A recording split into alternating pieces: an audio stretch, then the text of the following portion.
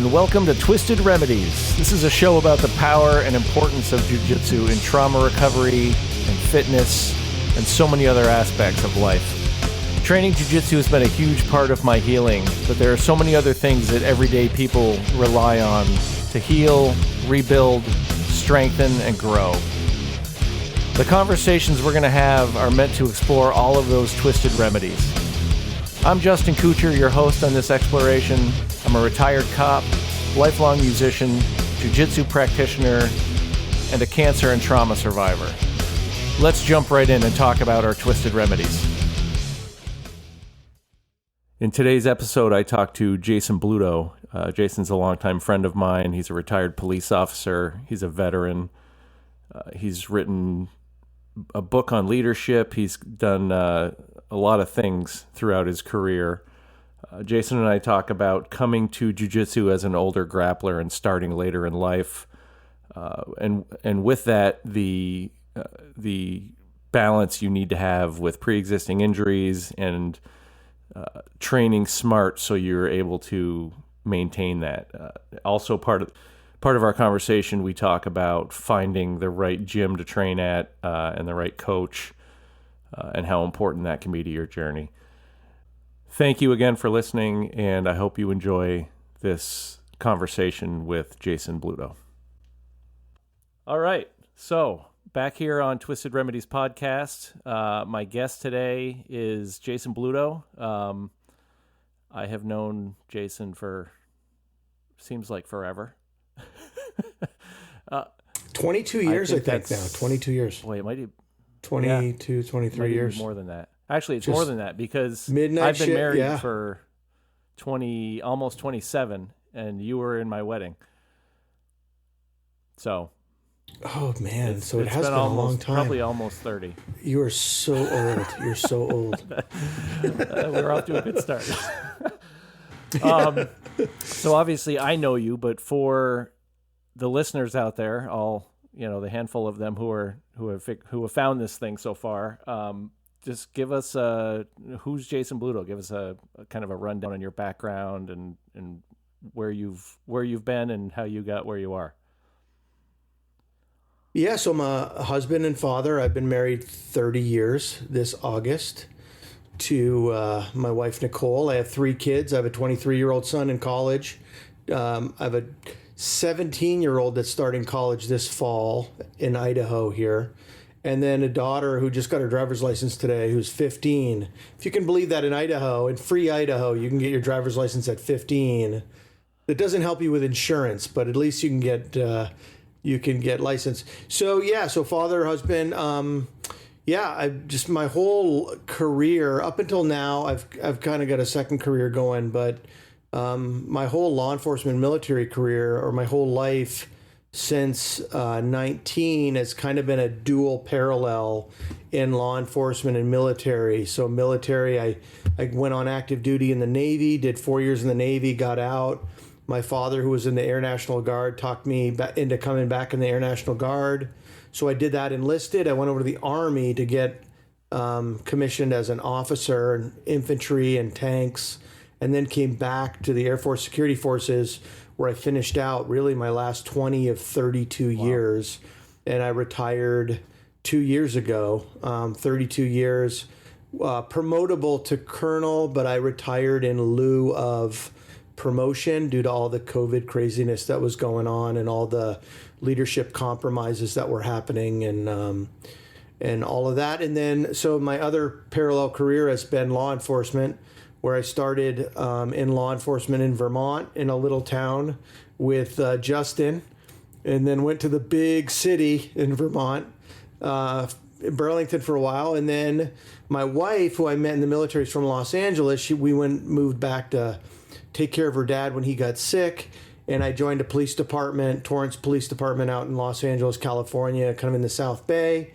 And I retired out of there, like about 10 years ago already. And so in the whole span of, so Air Force was security forces, infantry, tank stuff, and then all of law enforcement, I did a variety of things from patrol to SWAT to sniper, did some undercover work with auto theft, in motorcycle gangs. I did robbery, homicide, and then I ended my career in computer forensics, doing that till I retired. And now my secondary career is I work for a transformer company. So where we sell commercial transformers. Not the robots that turn into unsexy cars. As it gets. Not the other transformers. No. But you'd think we would use that more for marketing, but nobody wants to use it. They can apparently they can be dangerous. So it seems like, I mean, it doesn't seem that long ago that you and I were sitting on the flight line in an old truck, counting rivets on F-16s, and that's right. Because they were trying to hide us from inspectors, because we were unpredictable. There's that. Yeah, there's a lot of truth to that.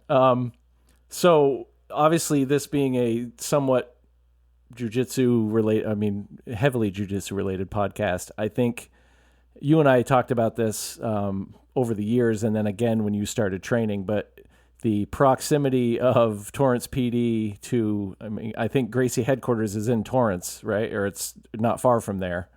Yeah. And did they have, Yep. Am I right that they had like a program that Torrance cops could like train at cost or like for free? Yeah.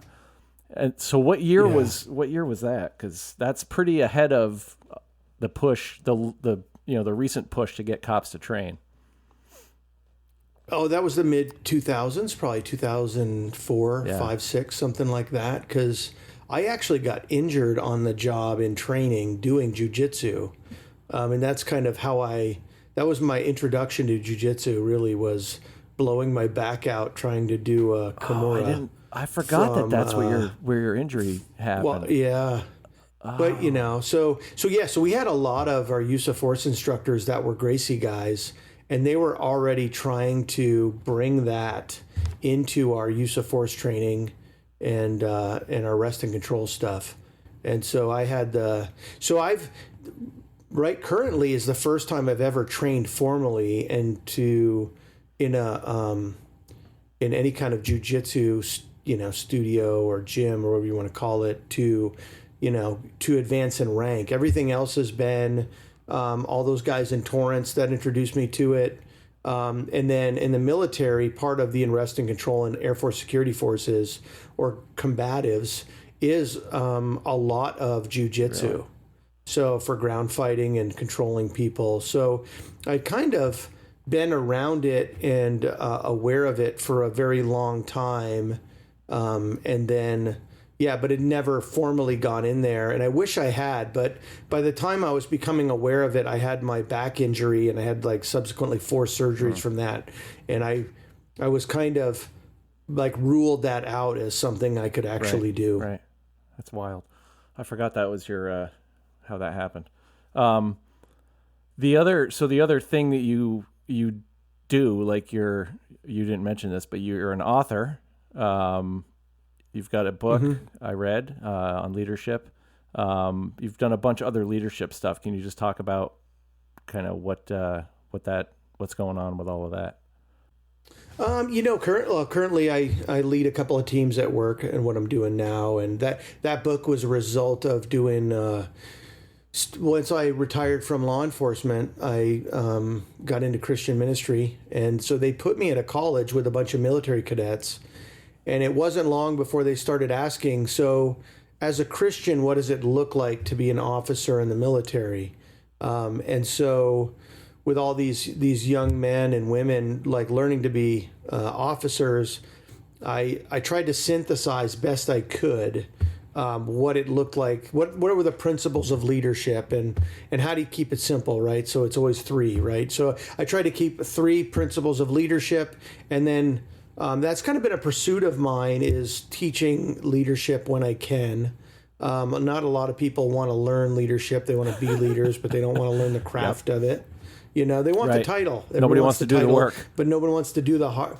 It's true. Yeah. No one wants to do the hard work of of leadership. And so that was my first foray into that. And I had a podcast for a while that that I was doing, but I ran out of time, so it was one of those things that quickly lost priority in my life. But I'm very passionate in leadership, and I love to talk leadership, and I love to diagnose a lot of situations I'm in based on, principles and what people are doing. Yeah. And it's funny, some of that, and I know we'll get into this, but some of that really translates into jiu-jitsu.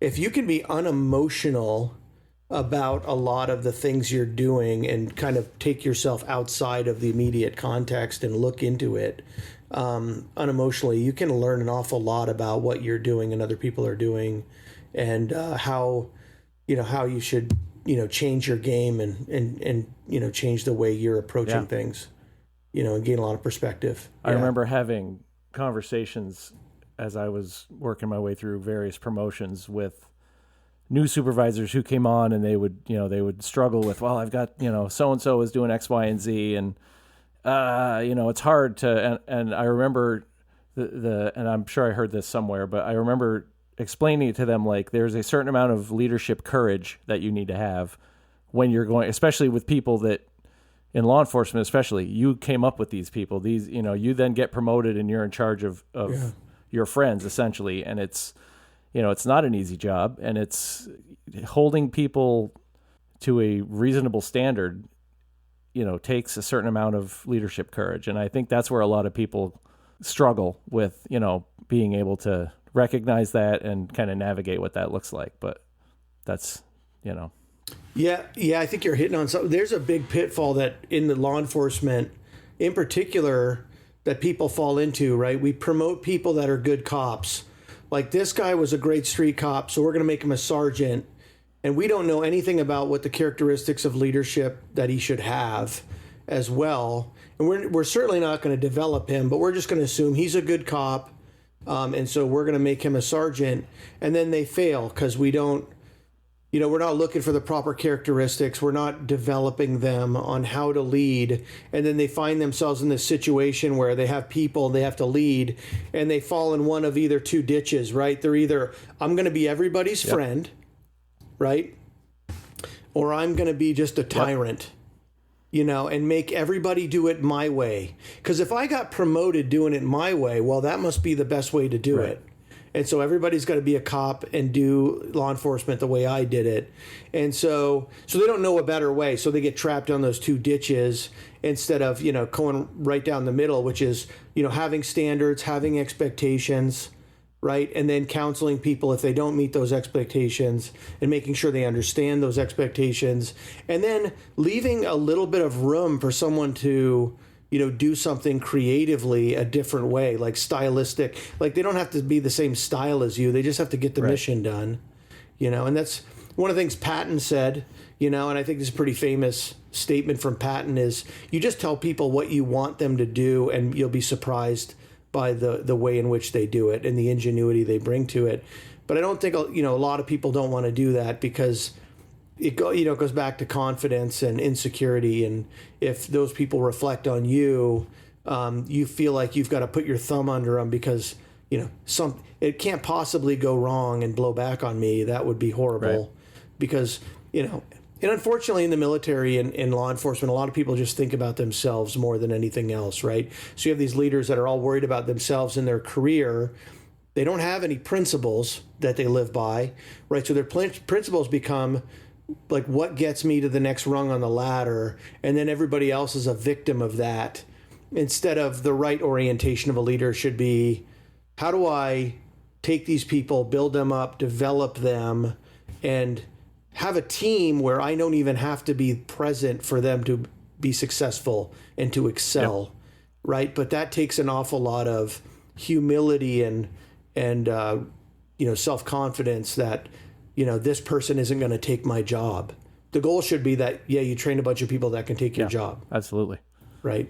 And the byproduct is you get seen as a great leader. You don't get seen as a failure. But everybody's so concerned they're going to be seen as a failure if they do that, when ultimately that's what leadership is. John Maxwell's got a great book on the four stages of leadership, I believe. The lowest level is a position. So if you hold the position of sergeant, that's the lowest level of leadership. Congratulations, you've been promoted. Doesn't make you a leader. the highest level of leadership is the guy that makes other leaders, right? That's the guy that, and we all know that guy, right? So, that guy who's like selfless, always like taking you aside. Hey, this is what I think about this. This is probably how you should do it. He doesn't throw the fangs in you or write you up when you do something wrong. He uses that as a learning experience, and he gives you a little bit of grace in those things. And, because, we learn the most after screwing up. And so they take those as opportunities to teach you. And those are the guys that we remember, like, oh, those are good leaders. And those are the people that people should put in the back of their mind, like, that's the guy I want to be like. Even though poor leaders are good examples as well of what not to do. But and unfortunately, I think there are more of there are more of those in many cases. So of the bad examples. It's not even a merit. And unfortunately, I don't want to get into politics. We're going to get into a place where meritocracy and being good at your job isn't even the qualifications for leadership anymore, right? It's it's other equity positions, and it's just unfortunate because it's not good for law enforcement. It's not good for the military, and it's not good for liability. And so we end up with kind of the mess we have now. So we mentioned jiu-jitsu. You kind of like, you had a fleeting, I guess, relationship with it. And I think you called it informal, where, it was part of the defensive tactics at the PD. It was infusing jiu-jitsu into that. There was some of it built into the what the Air Force was doing. And obviously that didn't, and then you get injured. So that obviously, I'm sure affected not training then, but you come to jiu-jitsu then later, several years later. And what was the draw at that point? What brought you back to it? I think my son. So I've always loved jiu-jitsu. I've always been enamored with it. Like even when I started at Burlington PD and, what was it? Like 99, my first FTO, knew some jiu-jitsu, and we did some training before a shift, and he hit me with an Americana. And I was like, what wizardry is this? Like, what is this? So it was like magical, right? So, so I've always been enamored with it, UFC. I watched some of the first UFC fights, and so it just has always been very interesting to me, and then kind of being around it. And then right around 2017, my youngest son, we came out of Vermont. So we were living in Vermont. There's no gyms in Vermont.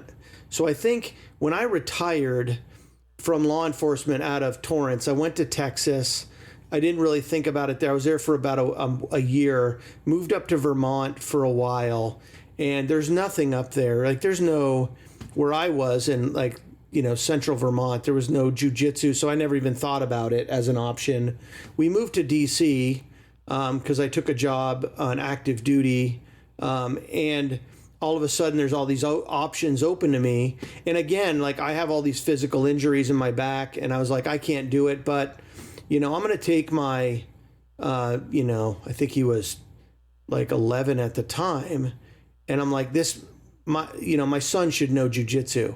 If nothing else, if 3 times a week someone's trying to strangle you, you're never going to be intimidated by someone like using harsh tones or intimidated by many of the things of the world. You'll be able to defend yourself. All the things that come from martial arts, confidence. You don't have to worry about, you don't have to be a bully because you're not worried about taking care of yourself, or you have nothing to prove. You're getting that out on the mat. And so I put my son into jiu-jitsu, into a Gracie lineage jiu-jitsu till we left in like 2020. So we left DC in the height of the COVID. And then I was trying to find a place here in Idaho, and there was, and I'm actually training at the place that I found, but it was the height of COVID, so everybody was closed. Certainly, you couldn't touch each other with this horrendous cold virus going around. Certainly. So, and so that was shut down, but a little, because of that V7 was shut down, which was the jiu-jitsu place. A couple of guys from that V7 that, thought, differently about COVID, opened up their own little grappling club. And so I put my kid into that. And so he remained doing that for a couple of years. And so as he was doing it more and more, I was, and I'd been working out for a long time because I'm trying to, I think my theory is if I can keep my core strong, I'm not going to have back problems, and I don't want to be that guy that's 55 and riding around with a rascal because I'm 150 pounds overweight. You know what I mean? And so I've always been kind of in shape, and I'm like, well, I'm going to try it, right? And I talked to a few guys, and they're like, yeah, you can probably do it slowly. And so I waded in, and this was like a couple of years ago. I waded in to do it. Unfortunately, and we can talk about this also, like I think your coach matters, right? This was the only game in town, and so I couldn't be really selective on who I did jiu-jitsu with. So it turned into a real, like, one black belt. It was his way, right? Where everybody was no gi, and it was, if you can take being smashed every day for 5 years, maybe you can get your blue belt. And maybe you should stay. And so the perspective isn't, let's teach you in a methodology that lets you learn so you're not getting discouraged all the time or injured, right, which was the big one, and build you up. It was more, I only want a core group of guys that really, don't care about, getting hurt and being in here. And so... Was it pretty competition focused, or was it beyond that?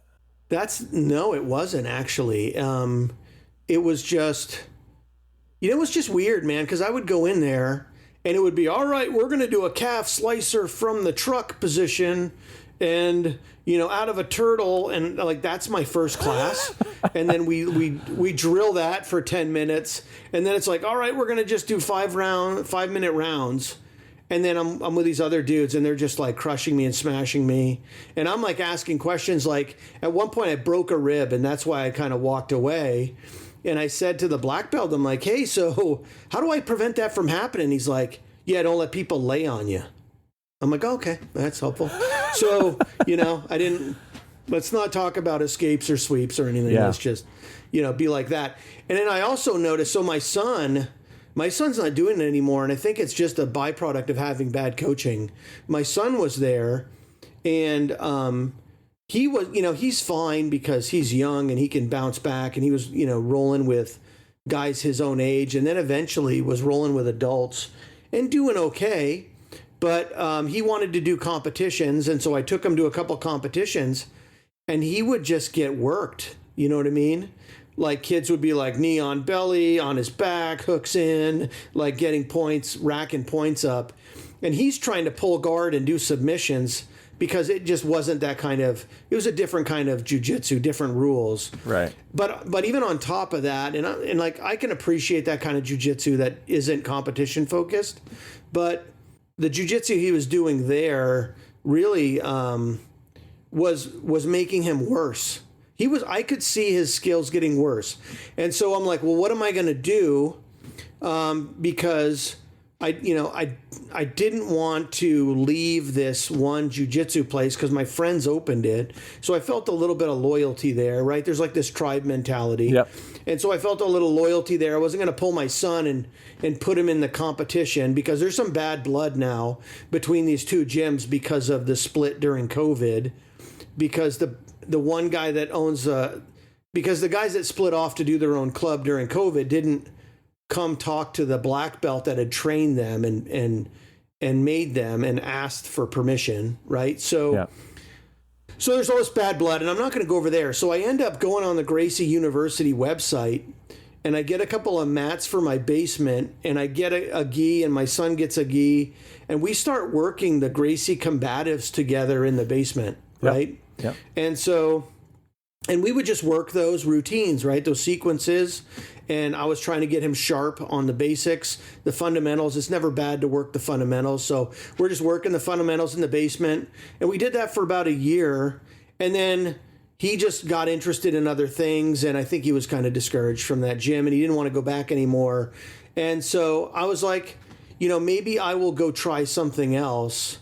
And so, but I never really did. I kind of, kept trying to, learn stuff on YouTube, and I'd roll with him when he'd roll with me, and nothing formal still.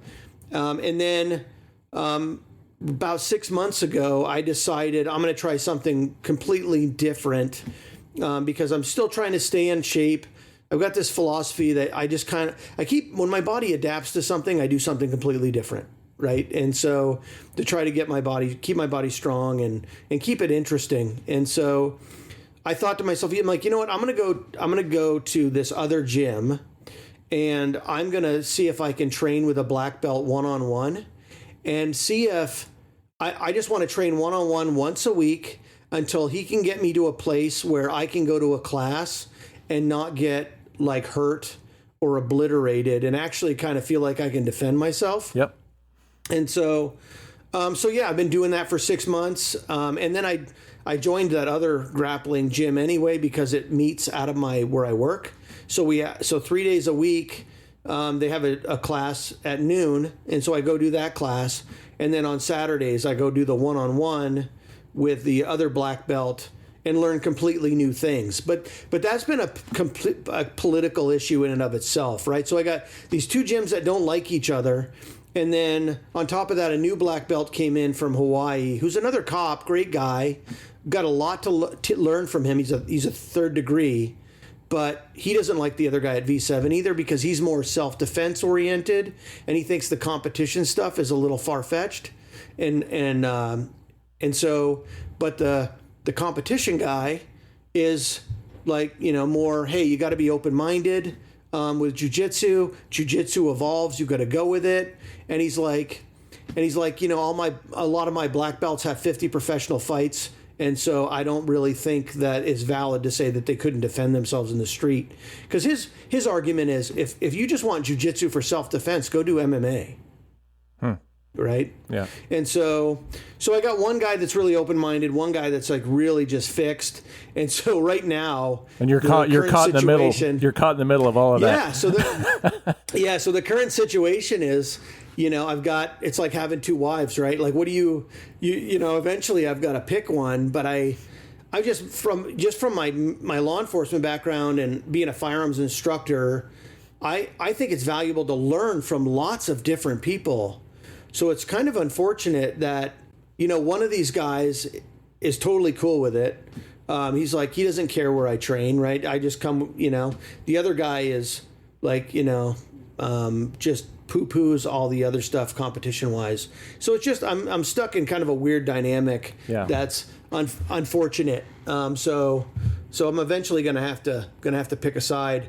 And the one thing that makes me drawn next to the guy that's just self-defense is the other jiu-jitsu studio is co-ed, and I won't roll with women. Yeah. Just because I think it's too intimate, right? Out of respect for my wife, I'm not going to put my crotch in some chick's face while I'm trying to get a triangle choke on her, right? I just don't think that's right. And then I don't think there's much honor in getting submitted or submitting a woman. I'm just old school that way. Yeah. I think there's some value. I see the value in women training, right? I would want my daughter to train because, I don't want some creep to get over on her. I want her to be able to snap his arm. Right. Both of them. Yeah, exactly. Just the reckoning of it, right? But I just don't quite know what that looks like. I think there should be women's classes and girls' classes and guy classes, but that's not the way the world is going. The cultural shift is, is a lot more different than that. So that's why I appreciate the other one. It's kind of more old school. It's just dudes, and I know most of them, so it's comfortable, right? Because there's a lot of anxiety in rolling with people you don't know, but if you know the people, there's a lot less anxiety there. Well, and I think primarily I trained in this law enforcement only class, and I started that while I was still at the PD, and it's beneficial because everybody there has to go back to shift and has to work and can't afford to be injured and out. So and you kind of know everybody. And it's funny, the last, the episode I recorded with Sergio, he was talking about that. He's like, at the LEO class, you don't have to worry about, hey, I think I arrested that guy last week. And, or all the things that come with, that law enforcement worries about and getting on the mats. And and there's even outside of law enforcement, there's something to be said for, being selective who you're going to roll with. And, it's okay to I go to these, the Globetrotter camps, and I was watching this one kid, super talented young kid. He's like cartwheel guard passing, all kinds of crazy stuff. And he comes over, he's like, "Do you want to roll?" And I'm like, "No, no, dude. I'm like, I'm more than twice your age. And but no, I'm good. Like, cause I'm like, I could just see myself getting hurt, and it's a balance you have to have. So I think that makes sense. You mentioned this a little bit in regards to leadership, but like, how has your background in law enforcement and the military influenced how you look at jiu-jitsu and how you roll and how you learn everything that you're learning? Yeah, I think there's been positives and negatives to it, and I think so. Some of the positives are I'm really comfortable with physical confrontation. You know what I mean? And at a certain point, I remember that about you. Yeah, and you miss it, right? And you're like, please resist, sir. It's been a slow week. Feel free to resist. Yeah, the old days. Yeah, the good old days. So I'm very comfortable with physical altercation. I think I can separate some of this stuff on what works in a fight, right? If you've been in a bunch of real fights, you really can know what's going to work and what's not going to work.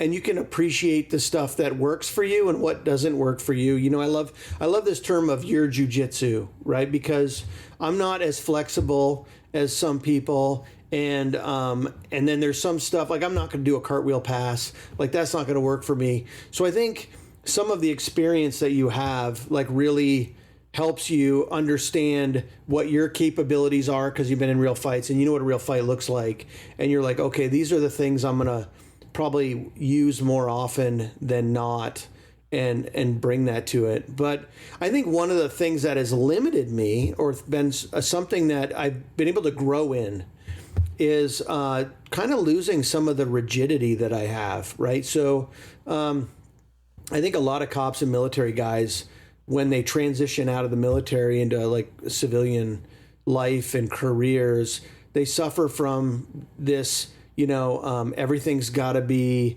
not neat and orderly. There's got to be an SOP for it. We're super rigid. We like hierarchy.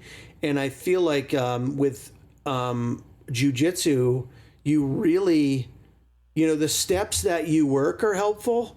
Like this is like, we'll do a drill where you'll do a guard pass into a knee on belly that results in maybe an arm bar. And those are the steps. But in a real, once you're rolling, like it doesn't work that way. So you have to be more open-minded, and you've got to let that person, their movements dictate kind of where your openings are, and let them create space for you to get in there. And I don't think that is a common trait for law enforcement or military, to be open-minded in that kind of flow. So I think that's a real growth opportunity for me, and I think something that I'm learning to grow in, because you get into the civilian sector and corporate world. They're not as, you would think they'd be more squared away than the military and law enforcement when it comes to hierarchy and doing things, but it couldn't be further from the case. There's a lot of things that are just disorderly or non-hierarchical, and so I think it's helping me grow in that way as well. So you think it's like that creativity of, yes, like the structure is this, and this is how it could go, but when it doesn't go like that, you have to be able to just adapt and kind of roll with it, pun intended. Yeah, and I think the creative guys are always going to be better than guys like me, right? Because I need 6 steps to success, and I need methodology. And I think that's probably why, learning jiu-jitsu, when I went back to jiu-jitsu and I started one-on-one, I was like, I want to learn escapes and sweeps. That's all I want to work on. I just want to know I can get out of bad situations, and then starting to talk about, all of the good body position and guard passes make a lot more sense, and I feel like I can get in there and engage. But but that's a real rigid way of thinking and a real rigid methodology of learning, and that's not common in jiu-jitsu. So I think there's a level of creativity that you need to be successful that I just struggle with trying to possess. Well, I think the other part of it too is, there's the old adage of just keep showing up, right? And that's what they just say, just keep showing up. And I think there's a lot of truth to that, because for me, like the more data I put in, right? It's like I remember early on, I'd be like, I get stuck in this one spot, or I'm getting crushed over here, or I thought I knew where to go, and then I got there, and there was the higher belts just waiting there, like, okay, you ready to get submitted? But I think it's because the more I train, the more I'm lighting up those, like the roadmap in my head, and so I think there's a time component that the more you put in there, it fills in those gaps, and you start to, and from if you're working from the bottom, you're still absorbing like what the person on top is doing. So that's the thing I love, like that cerebral piece of it, where it's like figuring all of these things out in real time. It's kind of like being in the Matrix at times. But yeah, I have a buddy is a black belt, and it's like a spider web. Yes, and your spider web just gets bigger the longer you're in there. Yep. And for me, like, it's like showing a caveman fire sometimes, and I'm like, what? and I get super excited. So I'll be like there on a Saturday, and I'm like a 53-year-old man, but I'm acting like I'm 15 because I'm like super excited about something that this guy just taught me. And he's just, he must be thinking, what's up with this guy? But it just brings, I just learn, just to be this age and continue to learn stuff is just really cool. Yeah. And jiu-jitsu is awesome that way. I feel like it's endless, I agree. Yeah. It's funny you brought up the rigidity that comes from the military. It's good for veterans, because when they come out of the military, they go into corporate America and they don't find that that structure that they had and all of that. And then when they find jiu-jitsu, there's rank, there's white belt, blue belt, there's rank structure, and it gives them that camaraderie that they had in the military, and it gives them sort of that guardian warrior. They can get that, whatever that itch is, they can address that on the mats, and they can work all of those things out that that they lost when they left. The rigidity piece, that's an interesting take on that, because I think both of those things can be true, and it's just a matter of embracing one while you're meeting the needs of the other. That's interesting. Yeah. Well, but even within the hierarchy of the belts, you're like, well, how do I make blue belt?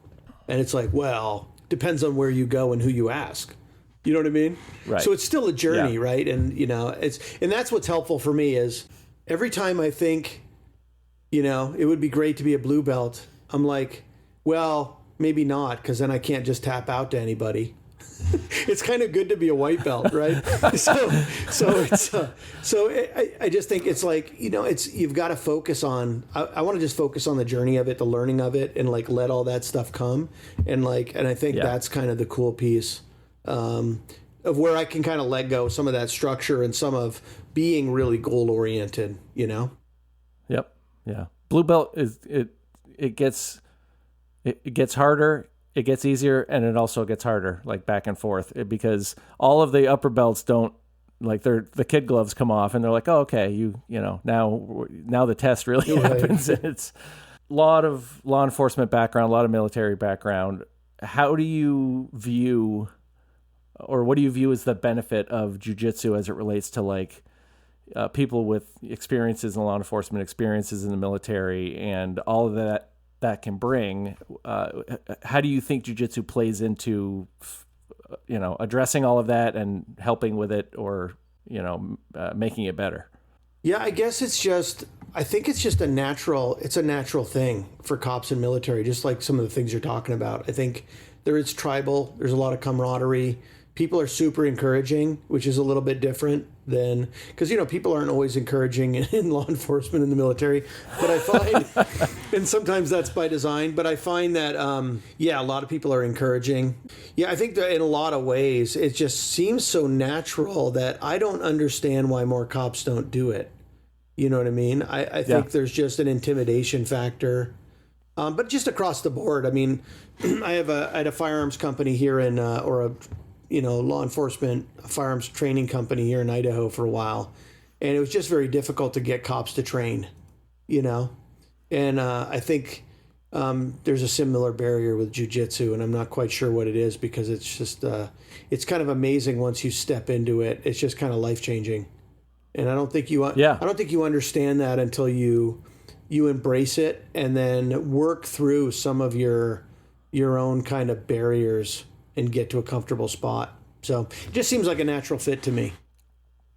Yeah, we talked in the last episode, Burlington has a program where they pay officers to train. Like you get paid a certain amount of overtime to go to class and learn jiu-jitsu.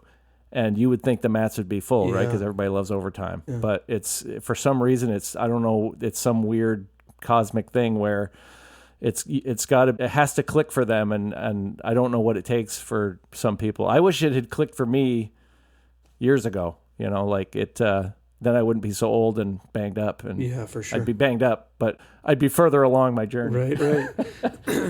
Probably be easier to roll as a 53-year-old black belt than a 53-year-old white belt. That's what I hear. Yeah, that's. I mean, one of the black belts I know is younger than me, but he's been training forever and is extremely banged up. And so I had said to him one time, I wish I started younger. He's like, no, then you just have more damage, and worse problems. It's all relative to where you are. So obviously, with all of the high stress situations, how do you think the principles of like discipline and resilience from all of the military police stuff you've done, how does that translate? And you kind of mentioned this when you were talking about the leadership piece, how it, you can apply that, but how do you think the discipline, resilience, and all the stuff that comes with the high stress police and military, how does that factor in making you successful in jiu-jitsu? Yeah, I think in some of this, I don't know if it makes you successful, but I think it can make you successful in life, doing jiu-jitsu. And I'm trying to, this is, just in the thought sphere right now. But when I was taking a course with Force Science, which is a use of force training company, they do a lot of journaled, experimentation on use of force, and they journal it.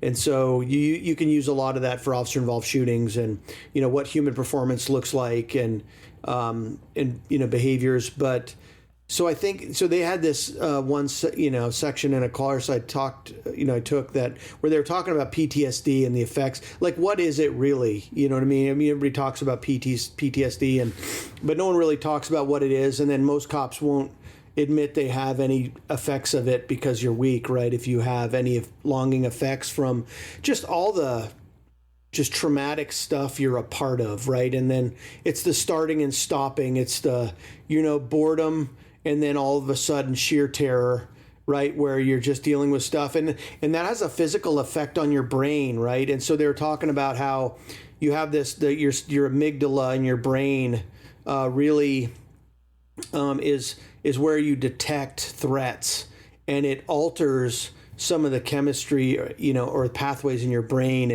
And one of the things that happens when you detect a threat and you're in fight or flight mode is that the other spheres of your brain that control your emotion or your cognitive ability kind of shut down.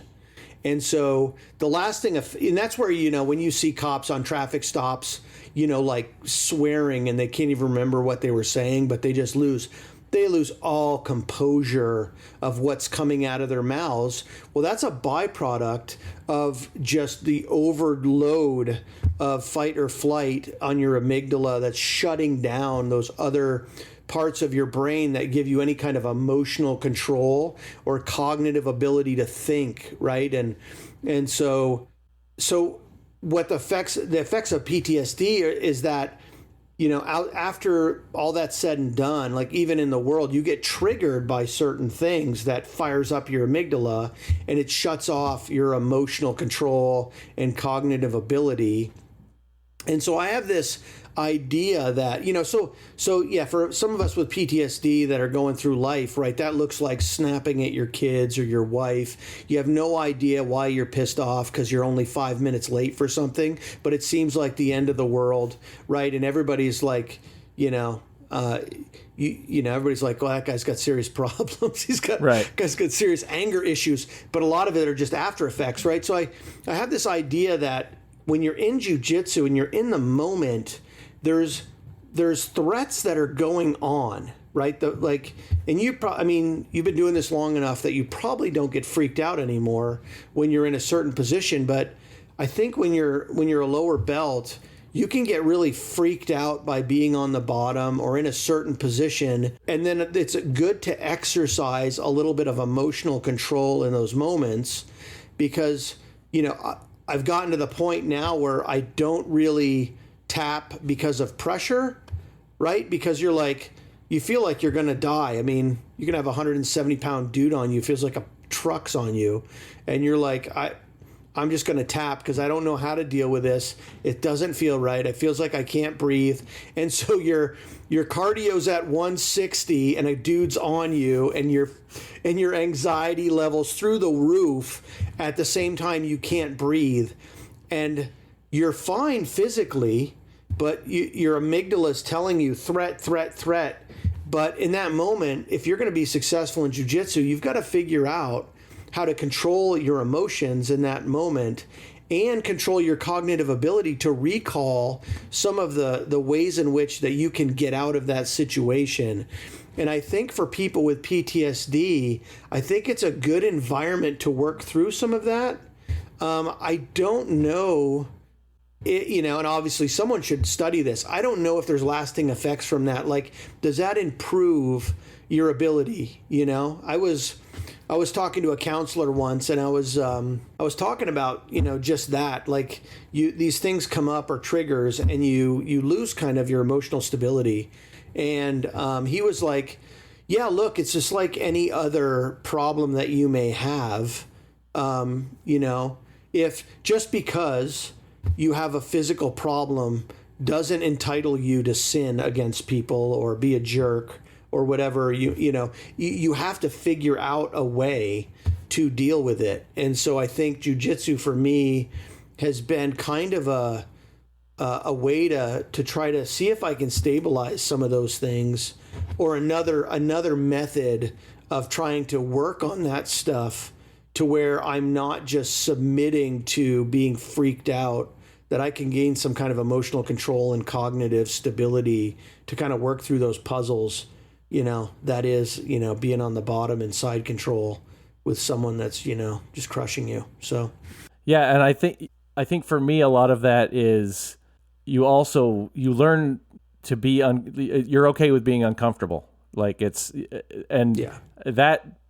translates into so many things. I mean, the confidence that comes from jiu-jitsu translates into everything that I think every good aspect that you get from jiu-jitsu can translate into the rest of your life. And that's, I think it is, I said this in the last episode, it is, I look at it like it's like a superpower in a way, and it's kind of bizarre.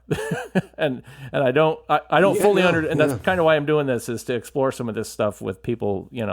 I don't really understand it, but it checks all the boxes for me and kind of got me through some of that stuff that you had mentioned.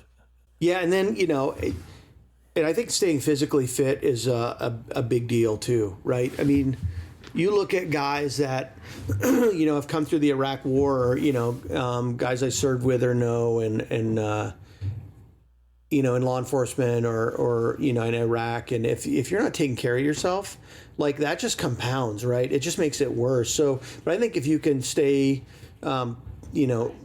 exercising and staying, mobile, it just increases, or the cold plunges, maybe we'll talk about that, where the endorphins that you get from it just increases your positivity. And I think helps you get through some of those just tough days, right? Where it's just even hard to go to work because you just don't like don't feel like Yeah. it. Yeah. You know, It can always be harder. You could be That's under right. No bottom matter side control. how bad it is. That's right. That's So- right. No matter how bad it is, it can always That's get right. worse. So I hate to use the term older grappler, but I am one, so I can say that with a straight face. But what do you see as really, you're new to your journey and you're coming at it later in life than a lot of people. What challenges or obstacles are you bumping into as an older grappler? I think it's mostly physical. Well, two, I think physical, right? You just trying to get that mobility back is difficult. Like I'm not very flexible because of some of my back surgeries and where my shoulders are at, and wear knee braces, and I think the physicality of that is difficult, but also I think some of the things we talked about, being stuck in your ways and being rigid, and but I think that's I think I've got that one figured out. I think you just got to be open to new ideas with jiu-jitsu and not be stuck in a training methodology. Like a lot of us are teachers, and I taught in a lot of different things, but that doesn't mean I know anything about teaching jiu-jitsu. So some of the ways that I would taught don't translate to this, and I think there's always more to learn. I say so. Being a lifelong learner, I think, is a positive thing, and a thing that is a challenge, but I'm continuing to grow in and looking at it as an opportunity. But the physical thing is really, there's not much you can do about that, right? You can try to do your best and just be smart about what you're doing, but it's definitely hard to stay in shape for I think it. the flip side, though, do you think that coming to jiu-jitsu with like all the life experience and all the professional experience we talked about, I think going into it with that level of caution that you're going into it and how you're going to look at it benefits you as well, because and I think you learn differently. You probably understand how you learn versus how when you were younger maybe you didn't. So I think that also can be a benefit, starting later. Yeah, I think you have perspective at your age, right? So, and when you're older, and I think humility is kind of a superpower as well. If you can listen to your body and be humble enough to know, hey, I'm just going to do some drills, I'm not rolling today, right? Or you can say to your training partner, man, my neck is a little bit sore, don't hang off it like it's your job today, right? Or you can tap, right? I think tapping and resetting is underrated. You don't have to sit there and get smashed, right? I think there's some value in trying to get out of tight positions, but if you feel like, I always feel like if I'm going to revert to wrestling, I probably should just tap and reset. You know what I mean? Because I'm stuck, right. and there's no benefit here. So I think a lot of humility is I think and listening to my body has been the best way to deal with it, and then having a constant variety in training. So I've just recently switched to instead of just lifting, now I'm doing calisthenics 5 times a week now, and then doing swimming 2 times a week, just to change it up. So I think, and then I'll go back to lifting probably, but it's just I want to just constantly change it. And then there's tons of stretching and mobility stuff out there for jiu-jitsu. Yeah. I think where we are with jiu-jitsu is really a really good place. There's tons of guys out there with a lot of knowledge that can help you kind of overcome some of that stuff. But, because at my age, I don't have a lot of mobility. And I've kind of started slow, right? I can go 4 days a week and be fine if I'm smart, but that wasn't how I started. I started once a week, and it would take me 5 days to recover from that. 'Cause you were just going for it. Right? Not even so much going for it. There's so many muscles that you use. Like, I mean, your core just gets torched, and it's just kind of crazy what kind of stuff you pull. Right. I mean, like I pull a groin muscle doing like a stupid roll in warm-ups, and I'm like, what's up? My second class, I had an intercostal rib thing. I heard a pop. I'm like, what was that? And my rib hurt for like 4 weeks. I'm like, this is great, but. So it's just, so there's so many of those things, but I think I was just joking with someone now because this week I'm so busy. I don't think I'll be able to train this week. And it makes me nervous because I'll lose my jiu-jitsu, fitness. Yeah. And so I'll get sore again. So I think you got to slowly work up to it and then be smart. But I think the more you keep going, right, I think the better physically you'll get. You talked about, you mentioned cold plunge briefly, and then you talked about like you said at the beginning, switching when your body gets used to something, you change it up, I think is how you described it. And then you just talked about that some, but how do you balance that? Sounds like that's a lot of how you balance the physical demands and the self-care and, not letting yourself get too beat up. You're doing cold plunges. I know we've talked about it offline. Yeah. So I'll do those like 5 days a week. I don't do those Saturday, Sunday. I'm kind of subscribing to the 11-minute a week, but I'm kind of moved up to 40 degrees in 4 minutes right now. And so I'll probably go over 11. So I don't know that it's very anti-inflammatory. Like, I don't think I'm fighting inflammation with it. I think what I'm kind of doing more is, resetting some of my lymphatic system and some of the, other stuff that happens when your body thinks you're dying and pushes all your blood to your core. So I think I'm getting some of those health benefits out of it. But for a lot of it is, man, I feel so good for like 5-6 hours that, when I go into my day, I start work pretty much right after I get out of that. And I'm like, for most of the day, I feel great. If I find I don't do it for some reason, because every day, mentally every day, I have to force myself to get in there. Like, I don't want to do it. Like, even though I know how good it feels, I'm like, I just don't want to get in. And some days I succumb to that, right? And I can talk myself out of it. And then I feel lousy all day. I don't have the energy. So it's a fight. But what I like about some of this stuff is that going to work is the easiest thing I do every day. You know what I mean? Because I'm either cold plunging, I'm doing some kind of workout that's hard, some dude's trying to strangle me or break my arm, right? So, it puts a lot of things in, in a really good balance. And I think this world it's easy. It is easy to live right now, and you can get super soft. Yeah. And I think men need to do something to keep an edge on them, because. What do they say? Hard men make easy times. Easy times make soft men. Soft men make hard times. Yep. Right. So I think, and this is maybe a law enforcement military thing, is you don't want to lose your readiness. Right.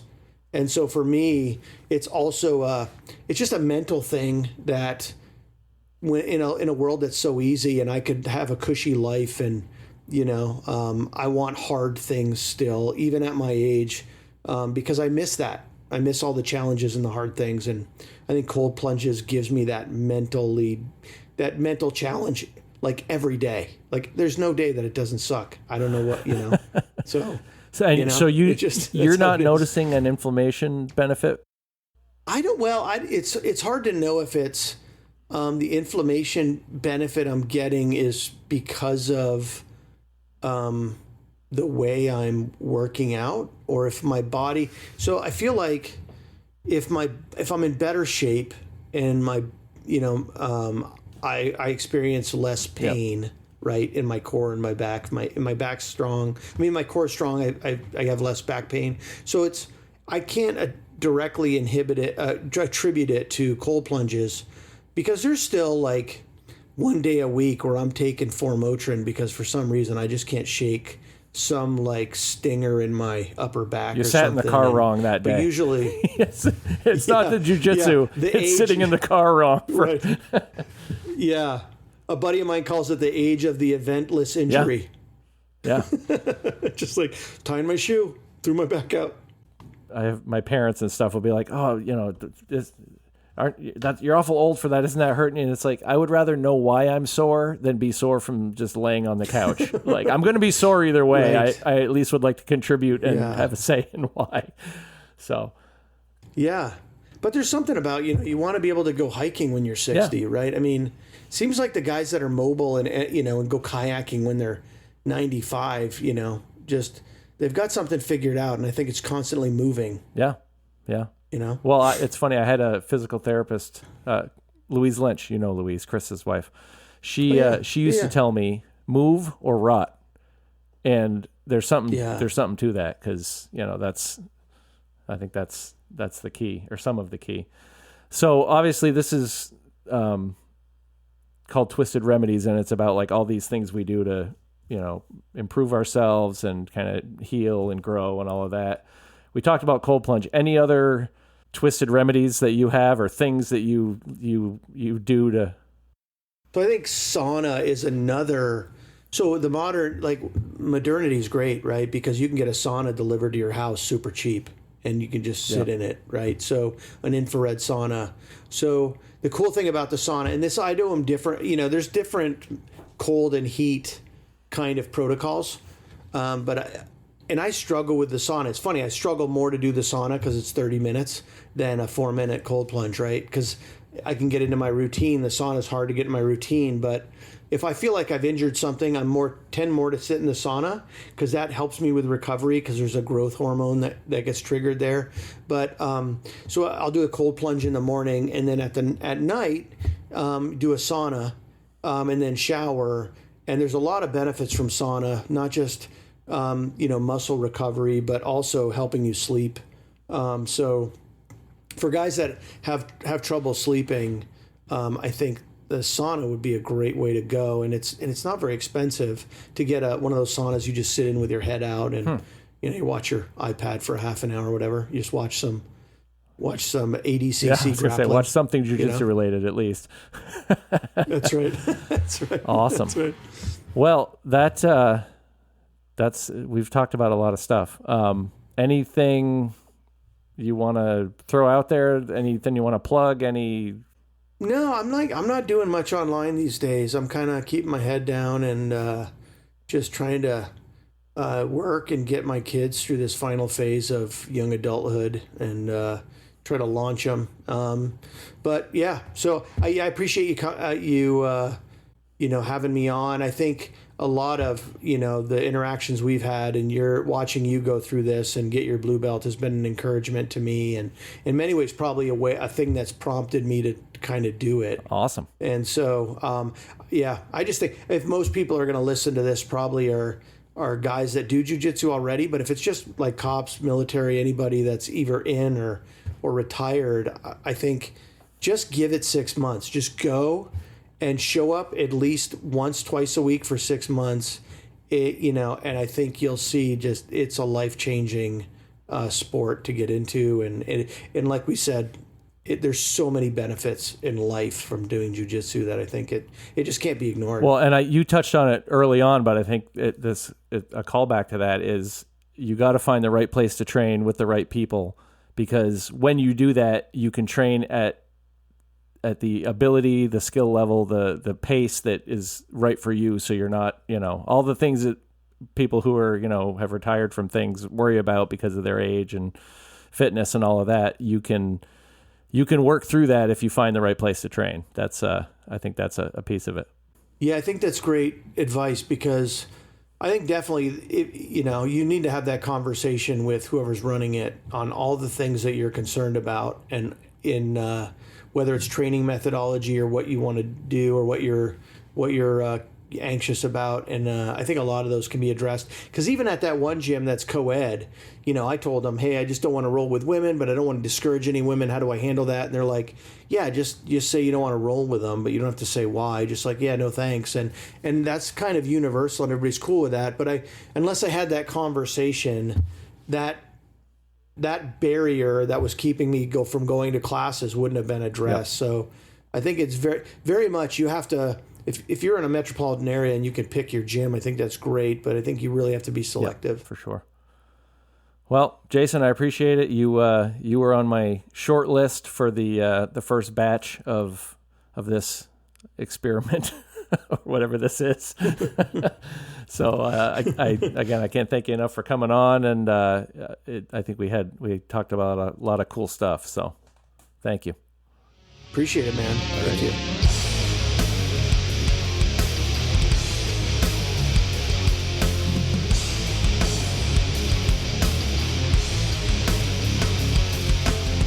Thank you again for listening to the Twisted Remedies show. If you enjoyed today's episode, please like, subscribe, and share the show with anyone you think would benefit from the conversation.